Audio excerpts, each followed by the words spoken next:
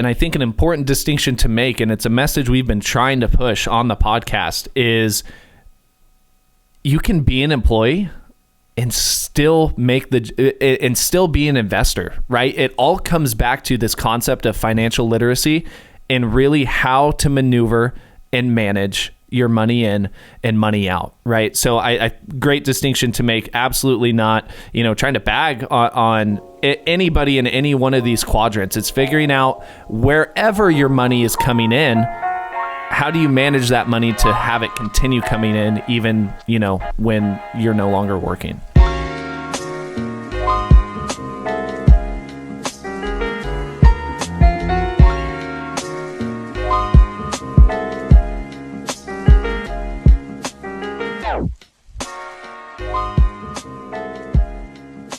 Welcome back to the Pursuit of Property podcast. I'm sitting here today. It's just me and my co-host, Cade Barrett. Cade, how's your Thursday morning going?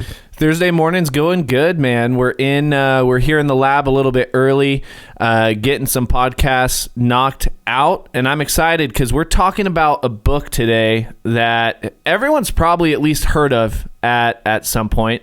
Super popular book. I'm surprised it took us this long to even do a book review on it, but I'm excited because even if you guys have read it, I think we want our discussion today to kind of be driven on implementing this just in kind of a real life sense. Obviously hitting, some key points, key segments, key takeaways from the book, but just having a conversation about, how this translates into maybe some of our own personal experiences, some obviously from people that we know. So I'm excited to dive into it, man. How are you doing? I'm well. You said we're in the lab. I would call it the circus, but other than probably that, more accurate. I agree with everything that's said. I would say this is the most commonly referred to book when people ask when I ask people what got them into real estate. Is that fair for you? Yeah, I would say it's the predominant answer to most people, for most people. I'm 6 years in. I never even touched this book until this week. So it's interesting. I think I understand why a lot of people read it and then get into real estate. But yeah, I think I shared with you before. My opinion of the book was that it was very fluffy. It didn't have a lot of tangible action steps, which I really always appreciate. So we'll try to add some of those ourselves and more have a discussion than necessarily just a book review outline. Yeah.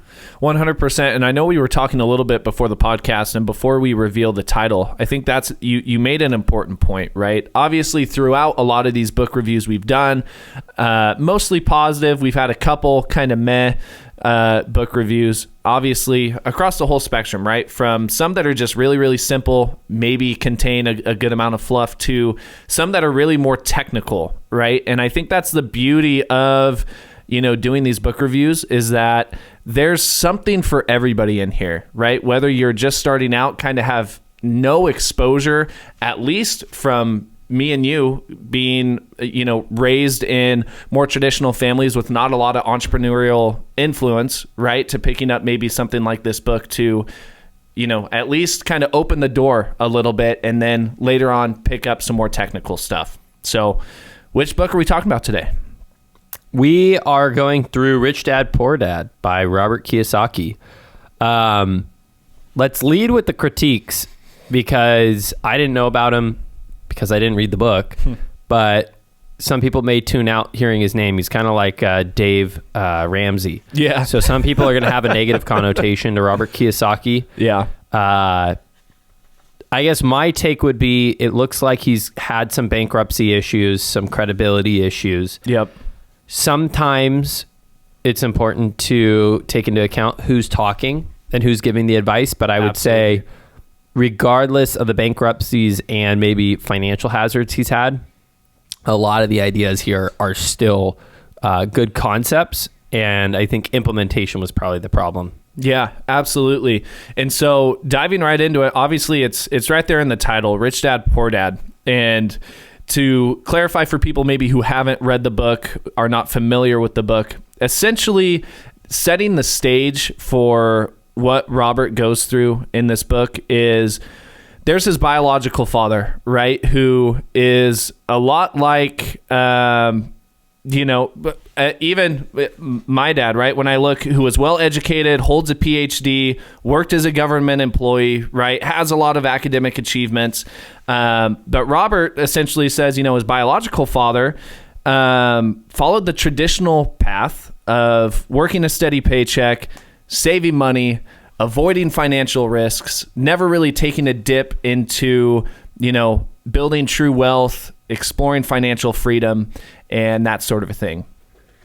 If we flip the coin, Robert then talks about his rich dad, who was his childhood best friend's dad, right? Who was an entrepreneur, an investor. He emphasized educating yourself for financial health, investing, and entrepreneurship as kind of the key pillars to building wealth, right? And when we look at those two things, complete opposite sides of the coin there, right? So he kind of sets the stage of, this is where the title's coming from. Obviously have two influencing father figures here with two completely different thought processes. And then we dive into the book on kind of exploring, some of the good attributes that he learned from his rich dad, and obviously some of the mindset things that maybe hold people back with more of a traditional way of thinking from the poor dad, right? Yeah. He also clarified both dads made good money. Absolutely. It was just different outcomes. 100%. Which you and I can probably speak to. We've both had moments where we made a lot of money and not a lot of money. And what you do with the money matters more than how much you're making. Absolutely. So let's jump into it. I guess the biggest concept to understand in its totality here would be financial literacy. It's kind of out of order, but I think financial education doesn't really come from the school system, right? Yeah, we had this conversation, I think just a couple podcasts ago when we talked about, financial literacy.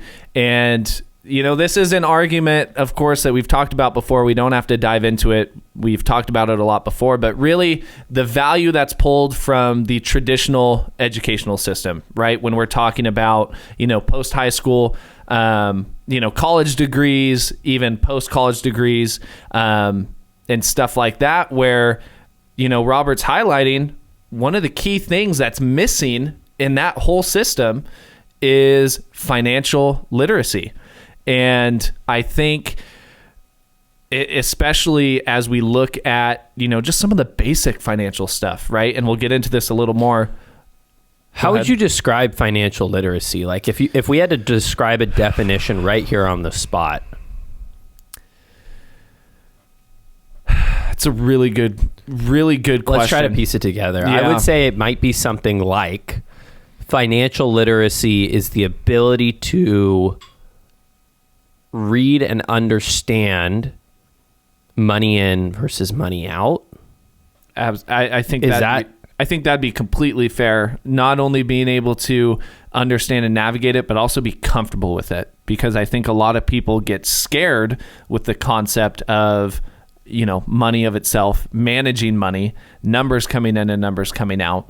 So not 100% agree. I think that's a great definition. Being able to read, understand, and be comfortable with financials, numbers, money in versus money out. Well, like literacy obviously is often tied to like language, and I would almost say financial literacy is its own language. Absolutely. Understanding what makes money, what loses money, how to read a P&L, how to read a balance sheet, how to read a cash flow analysis.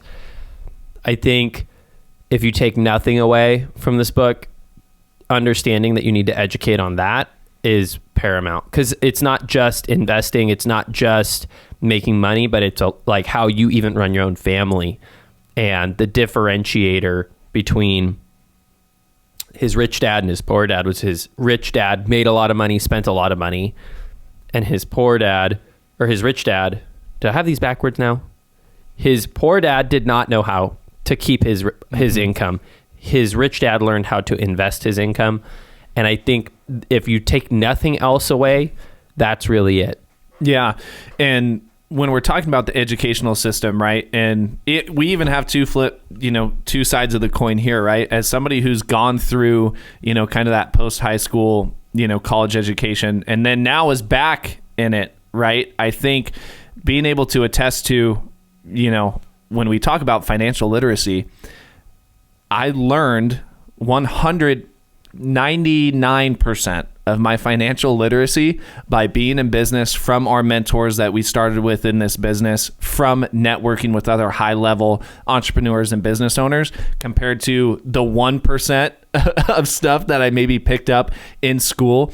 And when you think, obviously school is now becoming, I would say, less and less relevant and more normalized for people to explore other paths instead of just jumping right in to, kind of that post-high school traditional educational system.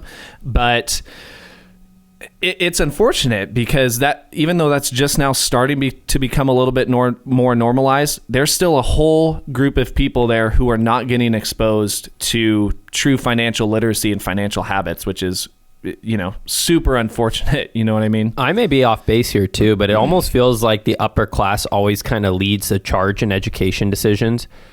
It felt like it used to be the upper class would be the only ones that went to college, and now the upper class are the ones that have most likely chance of not going to college. Yeah. Like, I would say I came from a upper middle class family.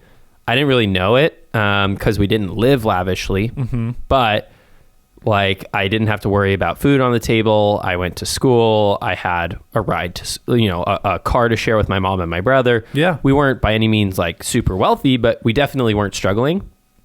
And even in my family, whatever that was, 6 years ago, and even before that, they were kind of saying, hey, you don't have to go to college. And like you said, we are kind of the dichotomy. You went through college, you're in an MBA program. I did community college for a few, 4 semesters maybe total, including a summer. So it's very different, and the outcomes are similar. So that whole talking about school and its relevance with what we're talking about today, the classic education may not play a big difference. Yeah, and I think that makes a great transition into one of also the key foundation points that this book is built on, and I love the concept of this, and he calls it the cash flow quadrant, right? Where we make the distinction between 4 different essentially types of working professionals, right? You have the employee, you have the self-employed individual, you have the business owner, and you have the investor. And I know even as we got started in kind of our self-employed journey, right? Being able to pick up, some of the intricacies to make the jump to maybe business owner and even make the further jump to investor. So if we want, I'd love to dive into these a little bit more and kind of make the distinction, kind of between these 4. Yeah. Well, with employee, I want to start because it's going to sound like we're bagging on employees. Employees are absolutely needed, and there's nothing wrong with being a hard worker who works for somebody else. Like, there's no shame.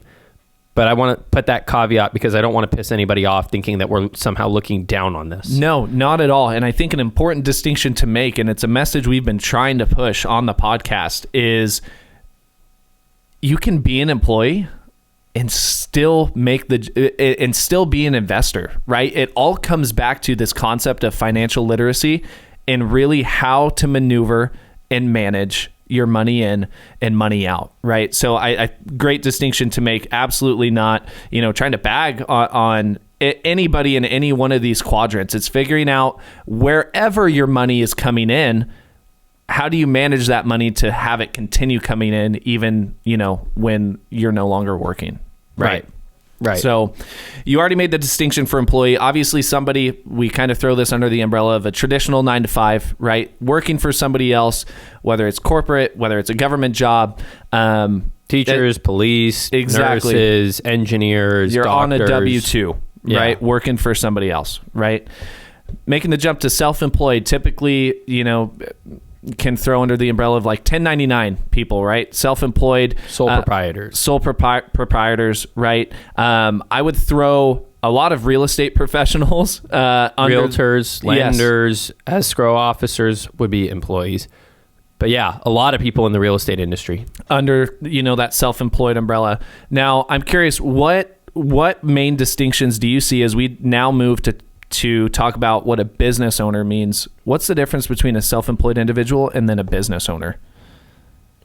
The word employed is from employee. If you're self-employed, you're just working for your own company. That's all it is. A business owner is at the top of a company and isn't doing the day-to-day stuff, but is making big decisions for a company. That company could be small. That business could be 5 or 10 people or 2 people. But it's not you wearing all the hats, doing all the work, and then claiming that you run your own business.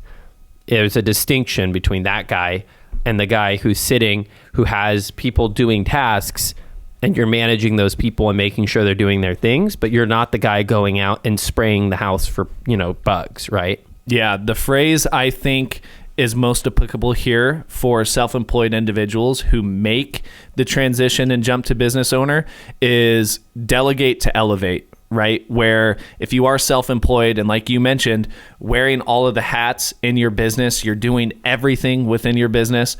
When you get to a certain point where, you have some reserves and some money to invest in your business, to delegate some of the day-to-day nitty-gritty stuff in order for you now to work on your business more instead of in your business, to be able to make that transition to business owner and kind of build out your team, so to speak. And what do you mean between work in your business versus work on your business? That sounds the same. Yeah, working in your business, right, is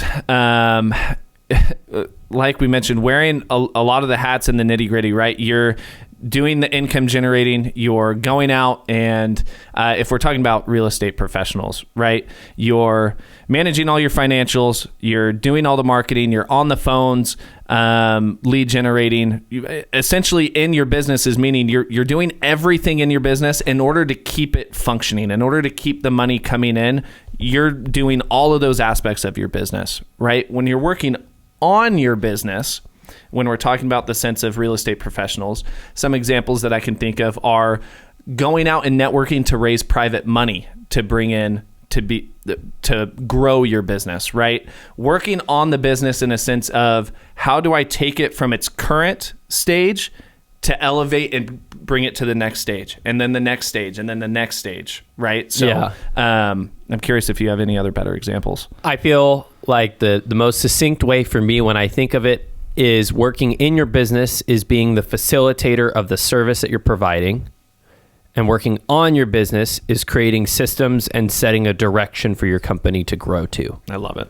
Yeah, 100%. And I think that's important to note, that a self-employed person is always stuck in the service fulfillment side of the business. Mm-hmm. A business owner is when you've, like you said, delegated and elevated, and now you're the person that's deciding how systems will function for profitability, for better service to be provided, but also setting tangible goalposts on where your company's headed, or kind of which direction you want to take your business. Absolutely. And an important point to make before we share the fourth and final piece of this cash flow quadrant is there is time that needs, and this is in my opinion, there's time that needs to be spent in the self-employed stage. Yeah. You can't make an instantaneous jump from self-employed to business owner. Some people can, because some people have that brain, but most of us, including you and I, you have to learn the positions, right?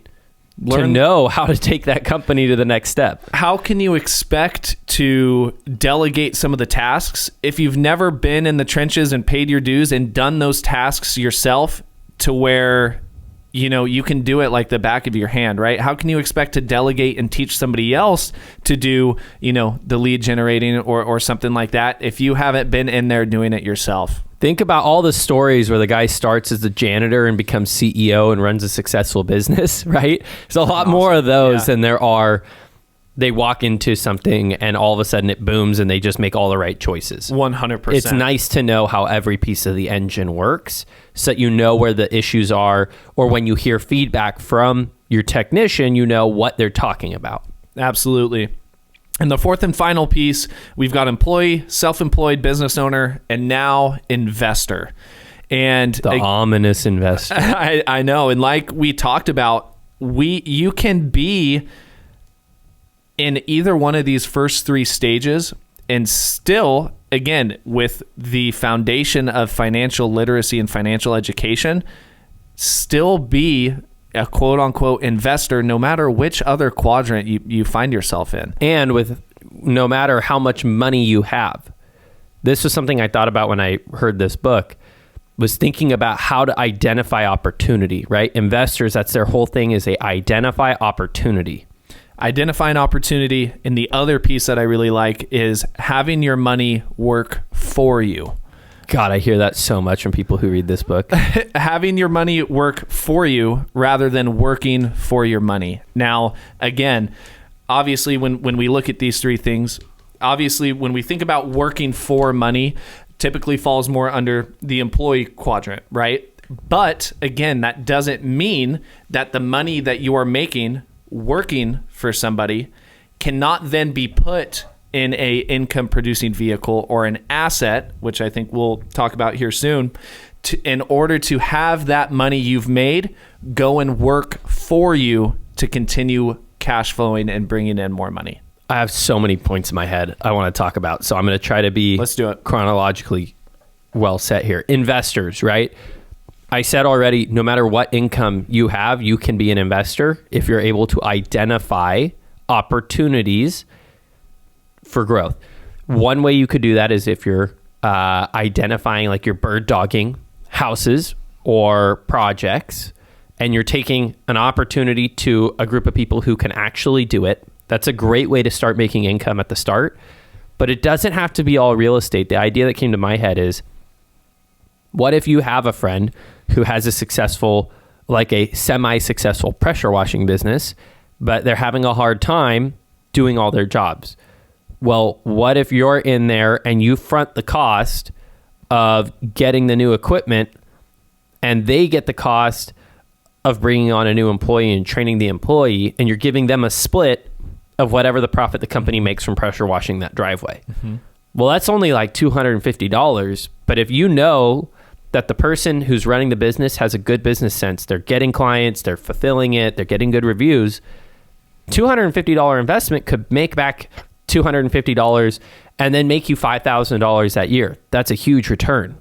It's a small denomination of cash, but you are still an investor into that business. Absolutely. And distincting between what's going to put money in your pocket versus what's going to take money out of your pocket, right? And when we attach those phrases to maybe a singular word, I think it falls down to assets, something that puts money into your pocket, versus liabilities, which is something that takes money out of your pocket. Now, when we typically talk about assets versus liabilities, assets being income producing assets, right? It's things that bring money in. You can't use the same word in a definition. The most obvious being, right, would be rental properties, which again, the book also made an important point. Depending on the rental property, can also be classified as a liability, which we've had plenty of rental properties that have been liabilities. Yep. Right. But again, not just specifically focused in real estate, right? If we look at the stock market, and if you invest in stocks and bonds and dividends and stuff like that, right? So again, this is not just limited to real estate. It's finding maybe what you're most comfortable with and, you know, what you like the most, but figuring out something to put your money in that's going to put money back into your pocket later on. Yeah, and we're not talking about a savings account that pays a terrible return, right? Investing has risk involved, so you have to... Investing rewards good decision making. So this is why the financial literacy part plays a big point, because you need to know how to understand what opportunities look like. But the biggest thing is, like you said, putting your money in a vehicle that returns with some friends. So anything could be described as an asset if you put money into it and after time comes back with your original money and more. Mm-hmm. If it doesn't do that, it's not an asset. What's the most common example of something that everybody calls an asset that's not an asset? A car. A car. That is a huge one. And I will be the first person to say that my BMW makes me money. It's not an asset. It's a liability all day. Any car could get me to my job. The other one that comes to mind, and this is the one that realtors are going to be pissed, is your house, your primary residence. Everybody says it's your biggest investment. Maybe if you suck at investing, that's true.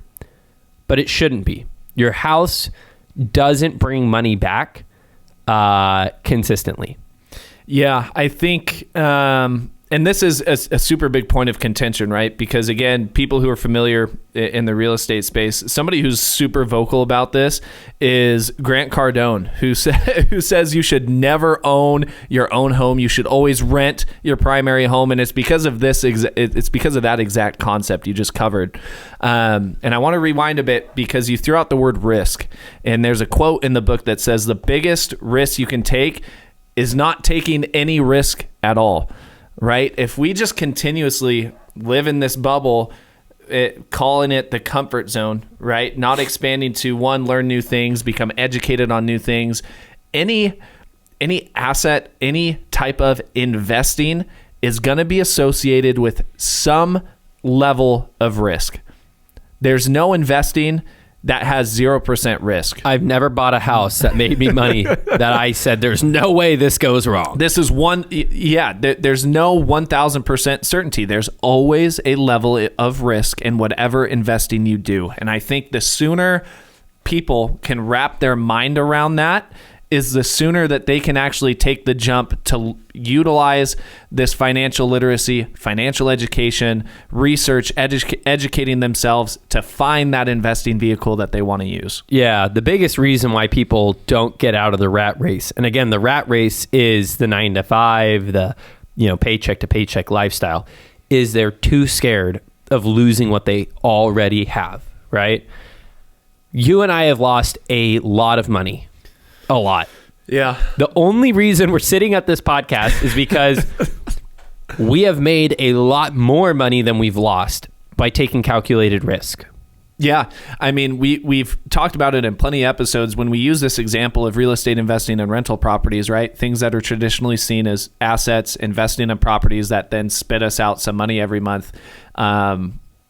Especially when we bought all of our stuff 2,000 miles away, a heavy amount of risk involved there. And guess what? Some stuff did come back to bite us in the butt. Yeah, we had multiple days where we lost $20,000. Yeah, like not small amounts of money, right? But being able to recognize the risk involved, I think is a big thing. Yeah. Wait, before you leave that point. Yeah.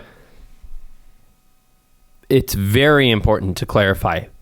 Don't take this conversation as an encouragement to go buy something risky without having any understanding of what you're buying, because poor investing will make you go broke much faster than just enjoying the rat race. Yes, 1,000%. Neither of us are endorsing you going out and just buying something because it's risky.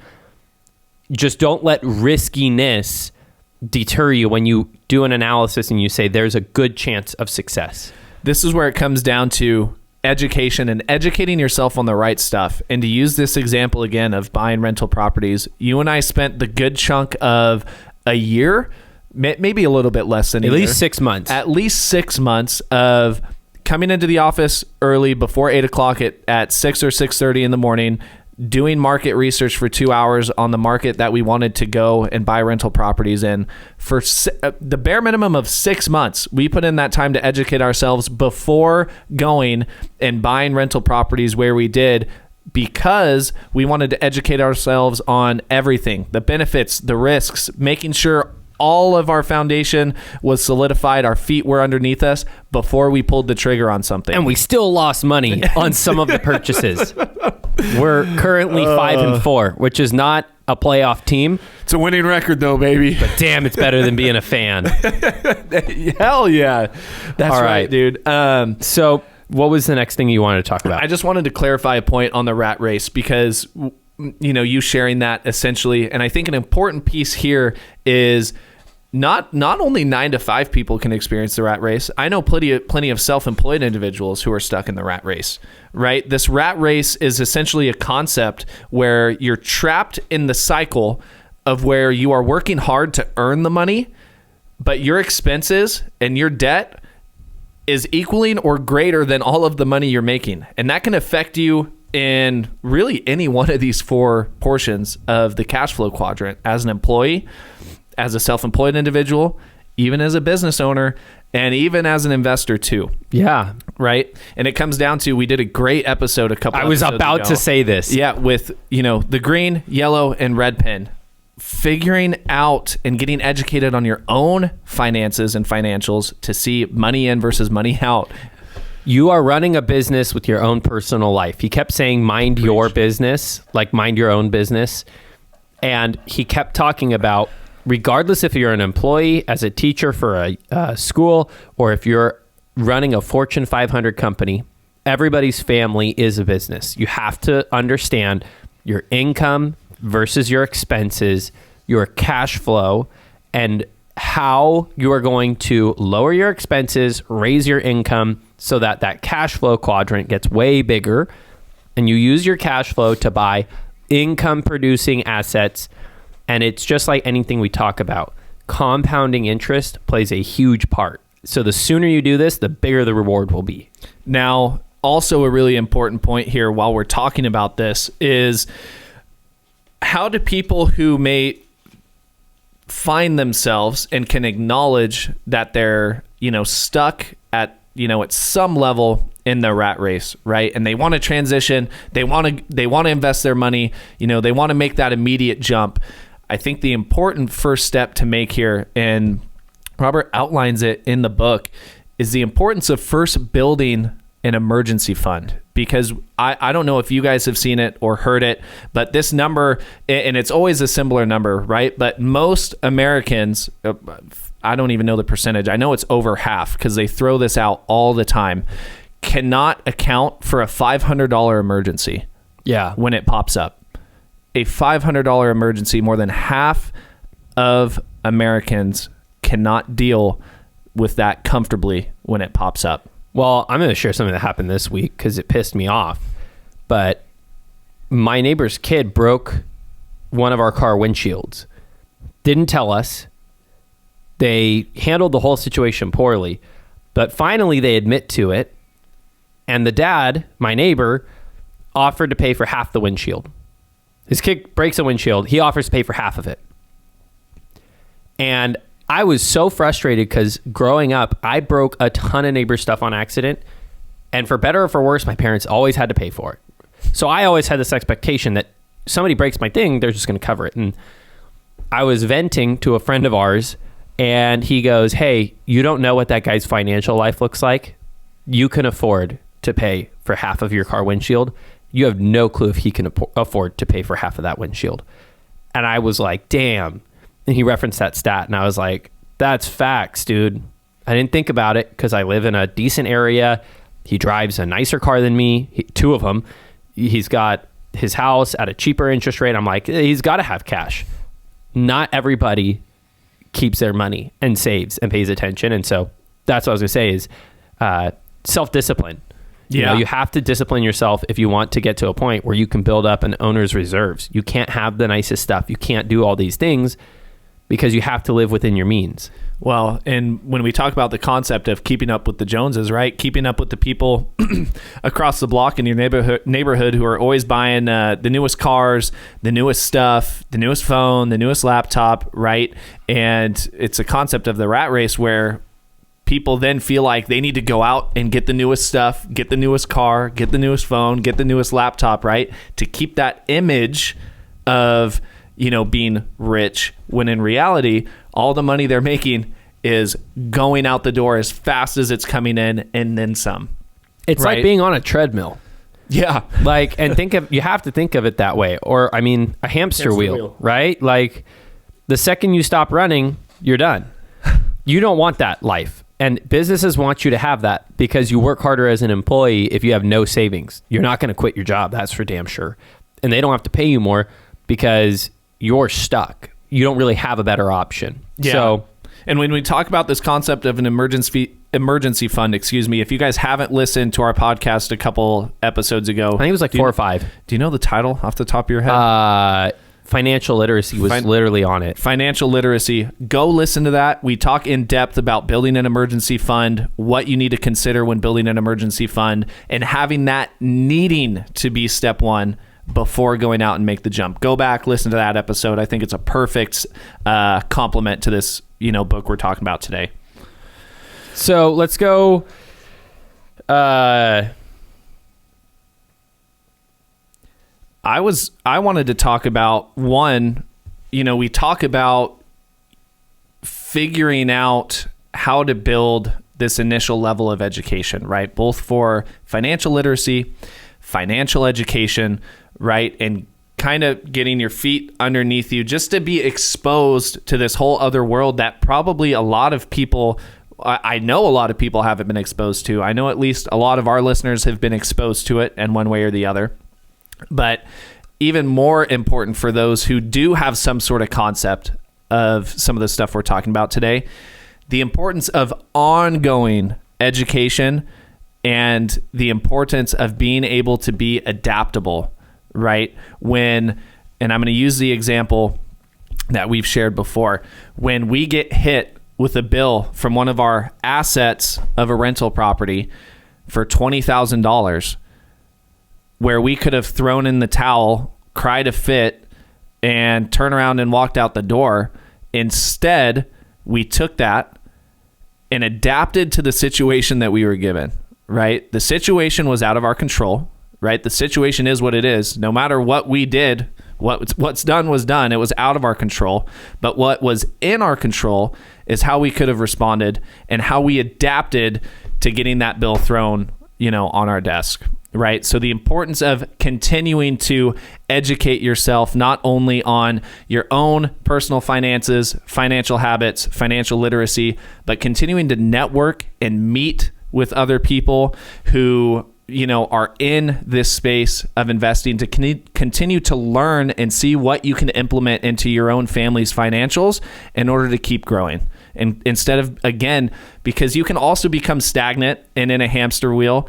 Even after you've made it out of the first rat race, you can get caught, in another hamster wheel if you're not continuing to adapt and grow and learn new things to level up, your own financials and stuff like that. Yeah, I think I was telling you before the podcast that all the deals that have made me a lot of money this year were super complex. Reverse short sale mortgage, divorce court ordered sales, I'm trying to think, lot splitting, purchases, code enforcement, child protective service deal that we talked about last week. Gosh, yeah. These things are all more complex than just my basic fix and flip seller who just doesn't want a house. And, you only get to the next tier by learning more. And the same goes for finding better ways to make cash flow and get assets. It's a very naive way of thinking that when you become more successful, the problems are going to go away. They just get more complex. The problems just change and they get more complex, right? The problems never go away. As you continue to grow and succeed, the problems also grow to mold to that new level of success, right? It's more money, sometimes more problems, and at the very least, at least more complex problems than the ones you've been dealing with before, right? Go ahead. I want to hit a tangible portion right here. This whole book is talking about rich dad lifestyle versus poor dad lifestyle. Yeah. The biggest mindset difference was the rich dad relied solely on his high W-2 job that got taxed a ton. Poor dad. Mm-hmm. Relied on his high W-2 job that got taxed a ton, where he'd spend all his money on toys and things to feel rich, but never really became rich. Versus the rich dad took his income and poured it back into more assets, which took self-discipline, right? You have to discipline yourself. If you're making $500,000 a year, the temptation to go get the new car, to get a new house, to go buy a boat is all there because you actually can go buy it. You're not going to go on credit card to go buy that. But if you're smart enough to delay your gratification and buy assets, continue to take your extra income outside of what you need, and I use that word need, not want, to live, all the extra money that you have goes into assets that bring more money back. It doesn't take long to get to a point where your assets are making more than your income. That's when you can go buy the fun stuff, right? Absolutely. The concept of delayed gratification. I wanted to buy a Tesla at like 19 when I made a little money, and I was like so eager to buy it, and I was convinced by Benny and Jason not to do it. The next time I bought a car was after I had 9 rentals that were bringing in some money. And then I get a new car, right? Because you and I try to always make sure that we don't look like hypocrites. I drive a nice car. I bought it from assets.